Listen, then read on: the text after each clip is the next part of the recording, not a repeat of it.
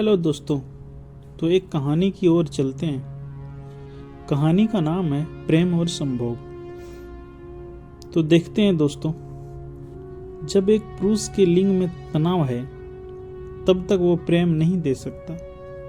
अगर किसी स्त्री के पास पुरुष जाता भी है और ये कहता है कि मैं तेरे करीब इस कारण हूँ कि मैं प्यार करता हूँ, तो ये धोखा है। ये बिल्कुल गलत है। सेक्स शरीर की जरूरत है तो ये गलत नहीं है, पर सेक्स को प्यार कहने की भूल से बचें। ईमानदार होकर रहें। अगर सेक्स करना है तो सामने वालों को साफ शब्दों में कहें और साथी से पहले खुद को स्पष्ट कर लें कि मैं प्यार में हूं या वासना में। औरत फूल की तरह कोमल होती है और फूल को रगड़कर, निचोड़कर, उसके शरीर पर निशान बनाकर या बाहर भीतर घिसकर प्यार नहीं किया जाता। स्त्री का शरीर और उसकी योनि की नसें बेहद संवेदनशील होती है, बहुत ज्यादा बारीक होती है। आज जो महिलाएं अपनी डॉक्टर के पास जा रही है, उसका एक कारण ये भी है कि उनके शारीरिक संबंधों में हिंसा है। वासना के वेग में के चलते ना तो पुरुष को होश रहता है और ना स्त्री इतनी हिम्मत कर पाती है कि पुरुष को ना कह सके, और फिर बच्चेदानी में हजारों बीमारी लग जाती है। महामारी में भयानक दर्द, ओसीडी, पीओसीडी और पता नहीं क्या क्या सहन करना पड़ता है। पुरुष एक्टिव है स्वभाव से और स्त्री पैसिव। इसलिए यहाँ पुरुष को समझना चाहिए कि पल भर के वासना के लिए किसी स्त्री का शरीर खराब ना करे।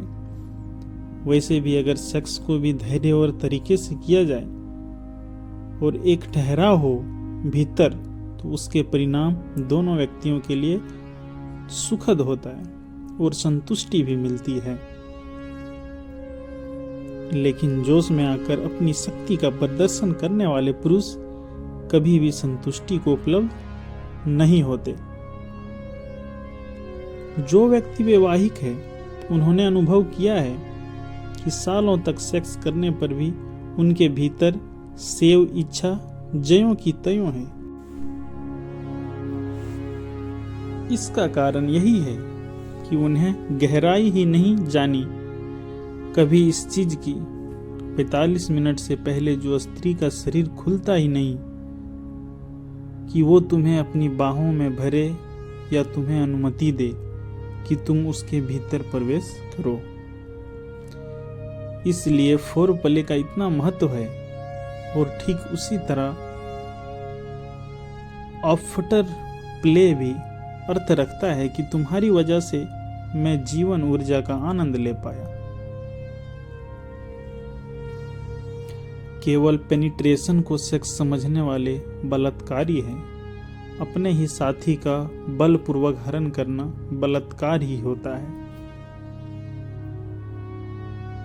आज जो 70% महिला ऑर्गेज्म से अनजान है, उसका कारण सेक्स की अज्ञानता है। इस बात को यह अहंकार पर चोट ना समझें, बल्कि अपने आप को बेहतर बनाने का प्रयास करें। अपनी महिला मित्र के पैर छुएं, उससे अनुमति लें, उसके प्रति श्रद्धा भाव रखें और इस बात का ध्यान रखें कि उसे दर्द ना दे, आनंद दे।